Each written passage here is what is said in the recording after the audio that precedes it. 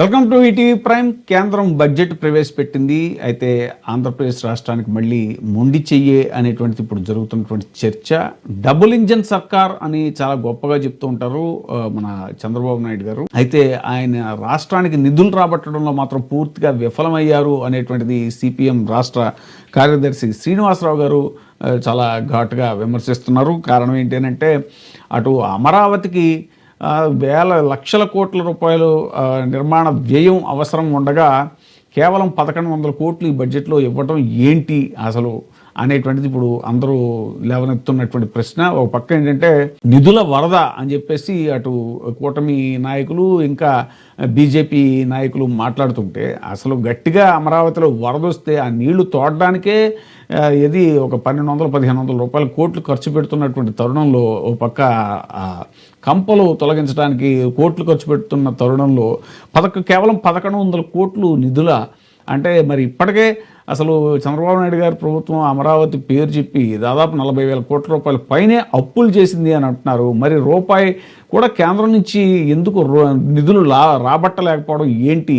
కనీసం ఒక 10,000 కోట్ల రూపాయలు గ్రాంట్ కూడా కేంద్ర ప్రభుత్వం నుంచి తెచ్చుకోలేకపోతుంది. ఇప్పుడు తాజాగా ప్రవేశపెట్టిన బడ్జెట్లో కూడా అరకొరగా నిధులు తీసుకురావటం అనేటువంటిది మరి చంద్రబాబు నాయుడు గారు ప్రభుత్వం ఎందుకు తలగ్గుతోంది? బీజేపీ అక్కడ కేంద్రంలో తమ మద్దతు మీద ఆధారపడే కదా మరి బీజేపీ నడుస్తోంది అనేటువంటి చర్చ కూడా జరుగుతుంది. అయితే చంద్రబాబు నాయుడు గారి ప్రభుత్వానికి అప్పులు చేసుకునేటువంటి స్వేచ్ఛ ఇచ్చింది కేంద్ర ప్రభుత్వం, అందువల్లే ఆయన తలగ్గుతున్నారు అనేటువంటి చర్చ కూడా జరుగుతుంది. ఒక పక్క వైఎస్ఆర్సీపీ ఎంపీలు కూడా దీని మీద మాట్లాడుతున్నారు. పోలవరం ప్రాజెక్టు 41.5 మీటర్లకే ఉంచుతూ నిధులు కేటాయించినట్టు కూడా చెప్తున్నారు. 2026-27 బడ్జెట్లో పోలవరానికి 3,320 కోట్లు కేటాయించడం చాలా దారుణం అని చెప్పేసి అంటున్నారు. మిగతా రాష్ట్రాల నుంచి రైల్వే కారిడార్లు ఏర్పాటు చేసిన కేంద్రం కొత్తగా ఏర్పాటు చేసిన ఆంధ్రప్రదేశ్కి హై స్పీడ్ రైల్వే కారిడార్ ఏర్పాటు చేయలేదనేటువంటి విమర్శ కూడా ఇప్పుడు చేస్తున్నారు వైఎస్ఆర్సీపీ ఎంపీలు.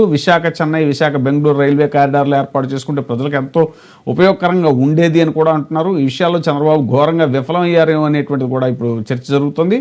ఈ రెండు అంశాల మీద తాము కేంద్రం మీద ఒత్తిడి తెస్తామని చెప్పేసి కూడా వైఎస్ఆర్సీపీ ఎంపీలు చెప్తున్నారు. బడ్జెట్లో టూరిజానికి పెద్దపీట అస్సలు వేయలేదు.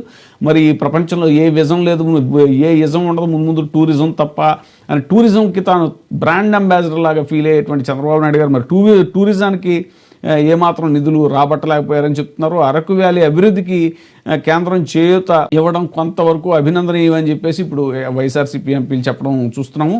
అప్పులు చేసుకునే స్వేచ్ఛ ఇచ్చినందునే చంద్రబాబు తలొగ్గుతున్నారు అనేటువంటిది ఇప్పుడు వాళ్ళ ప్రధాన ఆరోపణ. ఆంధ్రప్రదేశ్ని కేంద్రం పూర్తిగా నిరాశపరిచింది అని చెప్పి ఈ సందర్భంగా అటు వామపక్షాలు కూడా విమర్శిస్తున్నాయి. పోలవరం, జలజీవన్, PMJSY పథకాలకు పూర్తిగా నిధులు తగ్గించారని మండిపడుతున్నారు. జీరామ్జీ పథకానికి 58,000 కోట్లు కోత వేశారు అని చెప్పేసి అంటున్నారు. ఈ స్కీమ్ను పూర్తిగా నిర్వీర్యం చేసేందుకు కేంద్రం కంకణం కట్టుకుంది అని. ఈ జీరామ్జీ అంటే మనం NREGS దానికి పేరు మార్చారు కదా, అదనమాట. ఇది రాష్ట్రాలు 40% భరించే పరిస్థితులు లేవని కేంద్రం వాటా కుదిస్తే ఇది ఇంకా నిర్వీర్యం అవుతుంది అని ఆ రోజు బిల్లు పాస్ చేసినప్పుడు పార్లమెంట్లో వైఎస్ఆర్సీపీ తరఫున మాట్లాడినట్టు కూడా ఈ సందర్భం గుర్తు చేశారు. ఏపీ పునర్విభజన చట్టంలో పోలవరాన్ని తాము నిర్మిస్తామని, ఇందుకు 57,000 కోట్లు గ్రాంట్గా ఇస్తున్నామని కేంద్రం పొందుపరిచింది అని చెప్పారు. గత బడ్జెట్లో ఎత్తు తగ్గించి నిధులు తగ్గించారు అన్నారు. దాదాపు 27,000 కోట్లు ఎత్తు తగ్గించినా చంద్రబాబు నాయుడు గారి ప్రభుత్వం నోరు మెదపడం లేదు అనేటువంటిది ఇప్పుడు వస్తున్న విమర్శ. పోలవరానికి ఏటా ఇలా నిధులు తగ్గించుకుంటూ పోతే ఆ స్వప్నం ఎప్పుడు సాకారం అవుతుంది అనేటువంటిది కూడా వైఎస్ఆర్సీపీ ఎంపీలు అడుగుతున్నటువంటి ప్రశ్న. 30,000 కోట్లలో 3,320 కోట్లు మాత్రమే కేటాయించారు అని చెప్పేసి పోలవరానికి అంటున్నారు.